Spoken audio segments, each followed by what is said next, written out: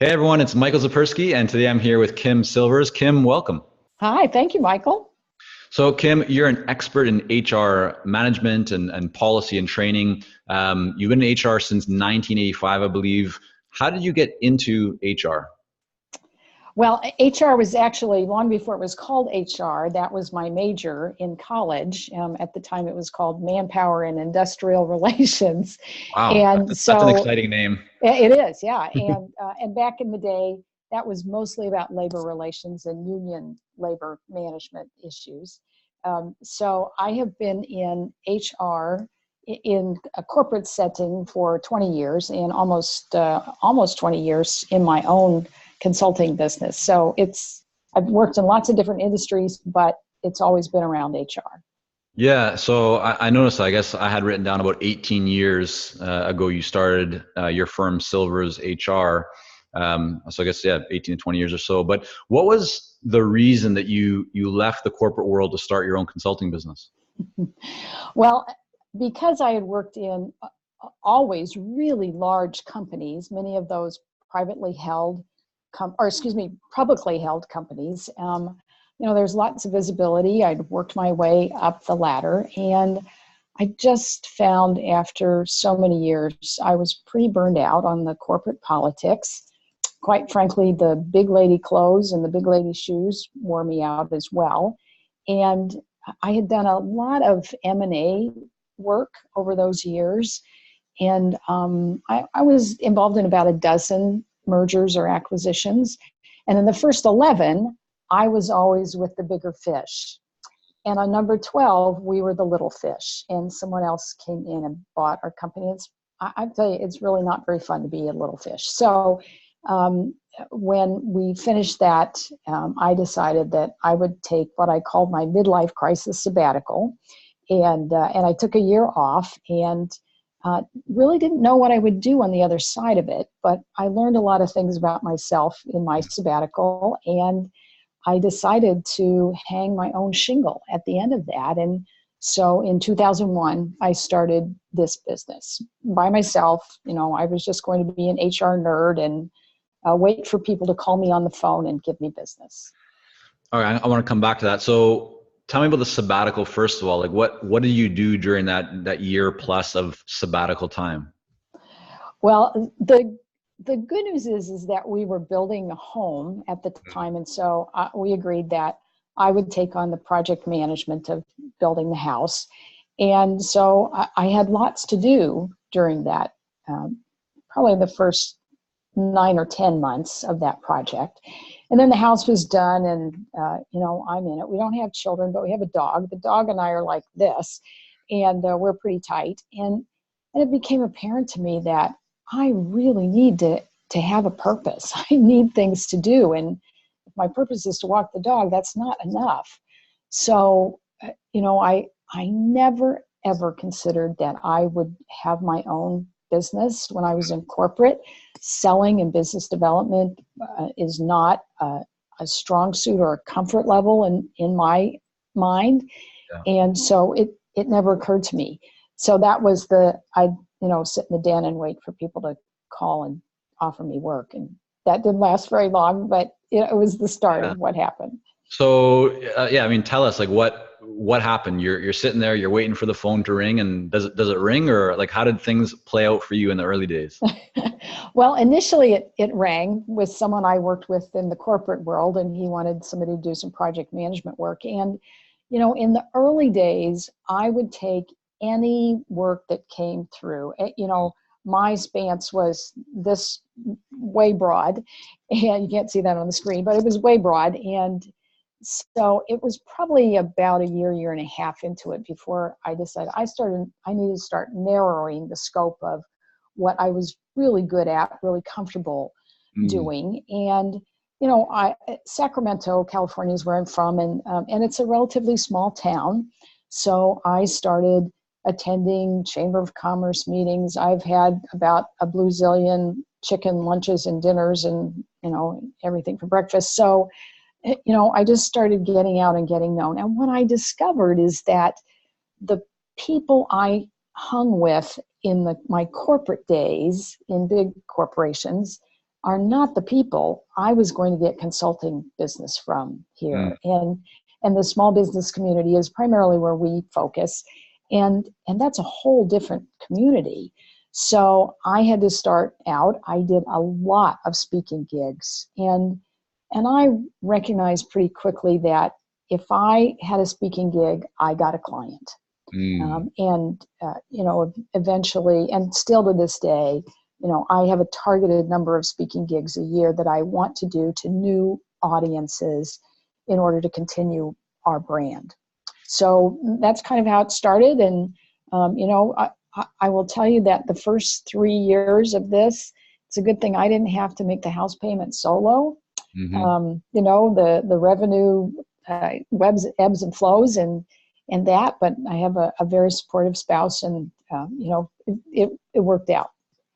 Can you tell us, like, how did that revenue look in terms of the first 3 years? You're saying it wasn't growing at the rate maybe that you were hoping, but were you seeing growth year one to year two to year three? And like, what did that look like for you? And so the first year, and I won't get into too many details on revenue, but I think the first year I made about $13,000. So there wasn't much there. And we have, fortunately for the last 18 years, always been up year over year. Mm. We never had a downturn in the Great Recession. We, and part of that's due to an acquisition I made that really helped us stay stable. But, we've always been up. Mm. And so, it maybe it's the build it and they will come, but it worked out. Okay, got it. So you saw growth. You've now seen year over year growth. You mentioned that the initial intent or idea was just kind of sit by the phone and someone hopefully calls. Someone did call. Before we move on to more about kind of the speaking and very tactically or specifically how you actually went about doing that and how you still do that, you mentioned that someone called you. It's someone that you had worked with previously. How did they know to call you? I mean, we're just so that, because there's lots of people who make that transition, and I want to kind of get for them a little more information on, like, what did you do? Did you announce, because LinkedIn wasn't available, 18 plus years ago, right? So how did people start knowing that you were now open for, for work and for hire? Well, one of the things I did is, I kept in touch with the people I worked in corporate. I kept in touch with the HR community in this area, and I've been a member for a very long time. So, an email gave me great venue to do that with. So most of my touch initially was a personal reach to say, one, how are you? And secondly, hey, just want you to know I'm out here, and these are some of the things that I'd like to do. So I was planting seeds, just lightly, but letting people know. I mean, I can't be in the closet about how I want to make a living. And were you sending a lot of those emails, or was it just a few, or? I wouldn't say there were a lot of emails. There were people I liked and people I wanted either to do business with or wanted to continue to have a working relationship with. And because I'd been the HR director in a large organization here, I knew a number of people and I had all their emails. So it was easy to do that. So you mentioned speaking has been a big part of your business, and you were able to identify that every talk that you gave led to a new client. And that's an exciting thing to realize, right? Because then, okay, the more I talk, the more our business gets to grow. A lot of people understand that speaking can be powerful, but they don't necessarily know how to actually go about landing those speaking opportunities. You shared, Kim, that you have gone to many different events, chambers of commerce, chicken dinners, right? All that kinds of stuff. But how did you actually go about getting the first speaking opportunity? And then how did you translate that into the next 5 or 10 speaking opportunities? Well, that's a great question. So, initially, because I have done lots of teaching and I really feel like my purpose in life is to teach. So I offered some classes that I had, some of them on management skills, some of them on just general HR practices or, the legal aspects of being an employer in our great state of California. So, it started out with just informational. Sorry, who did you offer those to? And I would offer those to, certainly to the friends that I had. I offered those to, there's an HR association in town. So I, just sent the word out that, I'm available to do this. But eventually I hired a woman who was, I think before the days of when we called people virtual assistants, but that's what she was. I hired a woman to go find organizations that were looking for speakers in town. And, that included, because we're in the state capital, there are a lot of associations that are headquartered here. So she went and just got a laundry list of associations who all have conferences or they have quarterly meetings here and they're looking for a speaker. We went to Rotaries. We went to the Knights of Columbus. We went to Chambers of Commerce. And we created letters that, did an introduction. And then she followed up on each of those letters and, did that warm introduction. So that year was a great year for me. Now, what I learned about that is that not every audience is a great audience for building business. And so, I needed business owners, I needed decision makers in the room. And they, quite frankly, in many cases, when these are social or fraternity type organizations, they want to be entertained.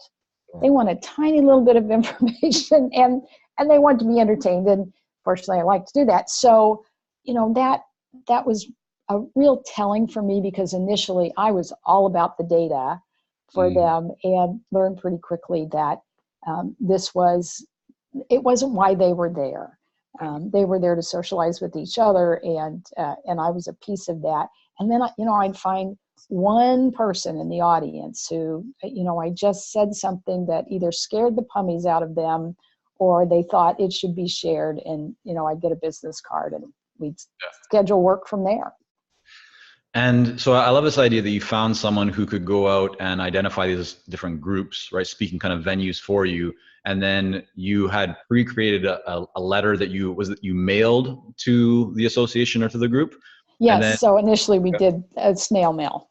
And what was that? Was that kind of who Kim Silvers is and what you could talk about, some different like topic ideas, that kind of thing? Or was there something else in there that you felt really made it work?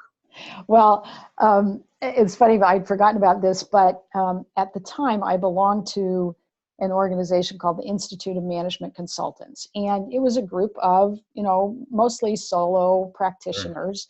There was a wonderful, resourceful group for me. And there were many people there who said, oh, you have to have a one sheet. Like, what in the world is a one sheet? So, so I hired somebody out of that group who was a marketeer, and she put together this one-page sheet of, a nice little profile picture and a very short bio, and then a list of 3 pertinent topics that I would speak to that would be of interest to business owners. And so that was attached to the cover letter. So they had a quick and dirty read of what I could offer them, and then a letter with the introduction. Good. And then that follow-up phone call that your assistant made, what was she doing in that phone call? Because it's not you, right, calling and talking about what you could do. So some people might kind of wonder, how does that dynamic work? Obviously, you're using great leverage by having this other person make the calls for you, and you don't have to do it yourself. So do you know what she was saying on those calls to be able to then move that into actually getting you booked? Oh, yes, because we had an agreed upon script on what she would say before. And she was actually quite good at helping me with that, create that script, because she'd done it before. I hired somebody who had done this sort of thing, and because I had not. But it was a script of, did you receive the letter? Are you interested? Are there other topics you might be interested in? And I would tell you, probably about half the time they would say, no, I have no idea what that letter is. So then she would, at the time, fax it to them and then follow up with a call in the next day. And I mean, she was just great about being diligent. And I would tell you, out of the, and I don't remember how many letters we sent out, but it was close to 100 letters from the list she had on. I think we got like 1 out of 4 speaking gigs. So I mean, it was a great return. And what do you think contributed to that? Was it just like the current economic situation? Was it that your message really hit home? Was it the execution of great copywriting and the amazing script and the follow-up? Anything that you kind of look, in hindsight now, that stands out as to the success of that? I mean, that's 25%, not just response rate, but that's 25% booking rate, which is phenomenal. Yes. Well, I certainly think because I had a lot of help with the marketeer on, I hope that's not a derogatory term, she's a marketing expert. Not that I know of it. Yeah, marketing person, a marketing expert, marketing consultant, something like that. Yeah. Yeah, but based on her advice and consultation, I really had really targeted topics on the list of the 3 topics that I would speak to. They were tied to return on investment for employers and their HR investment, and they weren't nerdly HR things that I would think would be really interesting, but a business owner doesn't care about those things. So they just want to know how it impacts the bottom line or keep me out of court, keep me profitable, keep the doors open. So I really think that speaker one sheet was the key to getting people to actually answering the phone or going back to the fax machine and saying, yeah, I'll talk to you a bit more about this. So that I think that's the driver. And where did you find this person? Because I think, the idea of finding a virtual assistant or a contractor, whatever it might be, there's lots of different services online that you can use these days to find people. But you found not only someone that could just kind of do this administrative type of task for you, you found someone who actually has experience, right, with the letters and with the follow-up phone calls and the bookings. That's a unique skill set that I think could be of great interest to a lot of people. Where did you actually go to find that person? Well, I don't remember where I found her, but I was really specific because that was the primary reason I was hiring her. I didn't need her to do anything else for me because God knows I could type and do my own mail. But I was looking for somebody specifically who had experience in going out and doing what we now call data mining and finding these organizations, and somebody who wasn't afraid to call people and say, would you like to book this speaker? Yeah. Because for me, asking people to do that, first of all, I would not be comfortable to do that on my own. And selling myself, again, there's that selling thing that scares the dickens out of me. So I needed somebody who had the guts to do that, and she had experience in doing that. I don't remember how I found her. Do you think like you posted onto a job site, or was it some intern? No. No. It was probably a referral through the Chamber of Commerce, but she was local because I remember passing back pieces of paper with her. Got it. Okay. So you're talking about, okay, this is the kind of the first person that you brought in, even though it wasn't on a full-time basis, was this assistant. Today, I think on your website, you have 6 people that are kind of listed on there. So is the team right now of Silver's HR, is it 6 people? Is that the core team? Yes. Okay. And so what was your first, or who was your first hire? Like, kind of full-time or more dedicated beyond this booking person? What was the first hire that you made for the business? So I was about a year into the business, and I was getting more and more work, and it's really hard, as you know, Michael, to work and to continue to do business development. Sure. And this woman actually was one of my first clients. Her husband was one of my first clients, but she had done HR work elsewhere, and so we kind of hit it off. And my work kept getting more and more piled up, and so I approached her, and I actually initially hired her part-time, and she was an independent contractor, which you could do back in the day. Now, a little harder now in California, right? A little harder in California to do that. Yeah. In fact, everyone who works for me is an employee, which is, quite frankly, it's more expensive to have employees. But I am really, really picky about the people I have, and they've been with me for a long time. So that makes a difference. But the first one was a part-time independent contractor. And she was probably part-time, oh gosh, for probably 5 years, 4 or 5 years. And, some weeks she'd work 10, she always worked. Some weeks it was 10 hours, some weeks it was 30, What was she 35 doing hours. specifically for you? So she was doing actually direct work with the client. So whether it was creating an employee handbook, certainly may have been creating policies, dealing with employee relations situations, health benefits, whatever. She was working directly with the clients. And because she had so much experience, she could move right into that and deal with the clients directly. And so was your kind of like the strategic thinking behind that, was it, okay, bring someone in who can start to do some of the actual work on projects that then allows you to go out and do more kind of marketing and business development or more speaking, or were you thinking something else at that time? I think at the time I was thinking, I just can't get all the deliverables done Right. in time. I need help. And I figured out pretty quickly that, I just have so much capacity and then I can't earn anymore. I mean, I just can't earn anymore. So, Yeah. so we were both doing client deliverables. And certainly I was the face of the organization in public and, the speaking gigs and that. She didn't do that work, but over time, certainly she became known in the community as well. Great. So ideally, if I had been more strategic, I probably would have spent more time on that, but we just had so much work that we both had to work. And when you say you had so much work, what, was it just the speaking and then doing the work and then referrals from that? Or was there something else going on that you could link to and say, yeah, the reason why we had so much work was because of this? Well, I would tell you the reason we had so much work is because in the great state of California, it is very, very difficult to be an employer here. And so our job as HR consultants is to lighten that load for employers, to take some of the risk away, to let them go focus on the revenue. Quite frankly, if I had this business in many other states, I probably wouldn't have much of a business.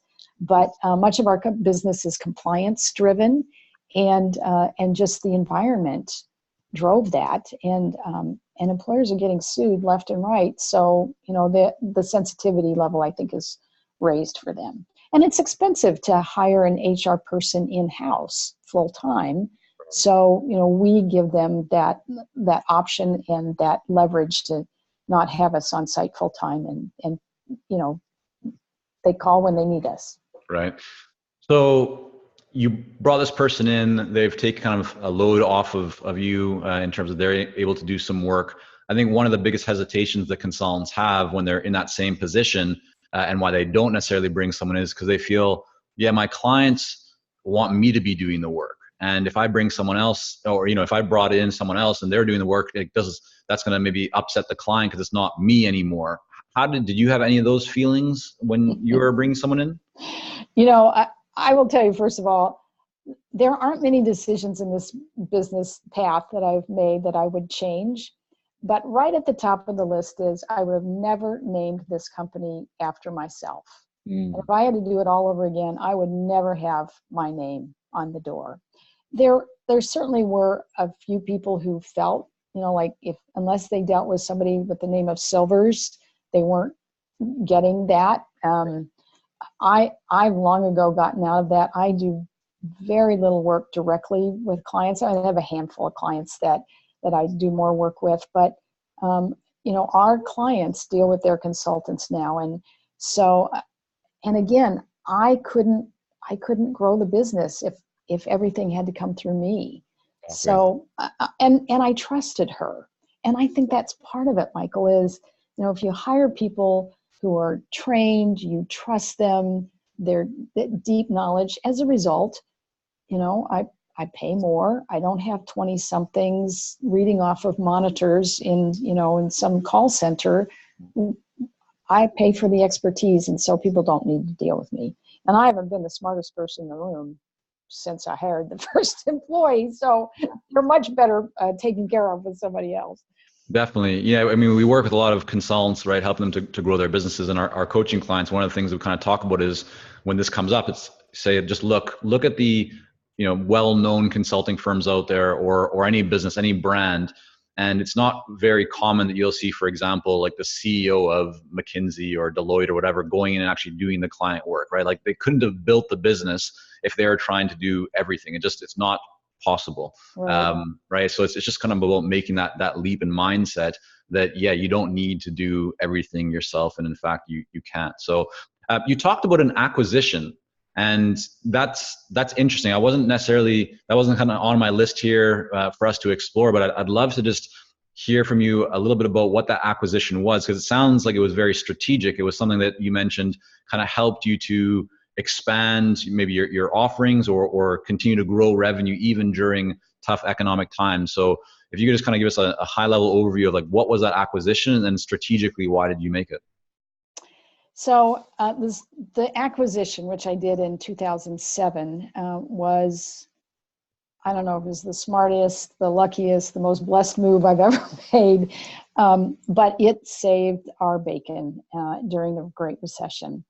So, we're growing along, and we hit a plane where, we can take on new clients. As I said earlier, I'm really picky about the clients we bring on. I'm even pickier about the employees I bring on, but the organic growth is just so slow.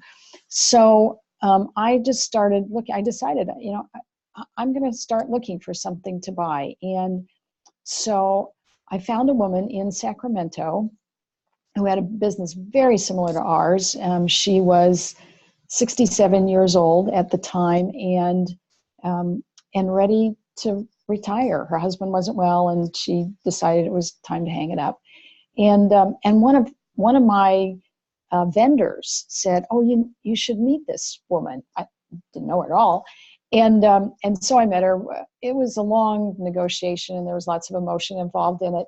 But eventually, I bought this business in July of 2007, and took out a loan in order to pay for that.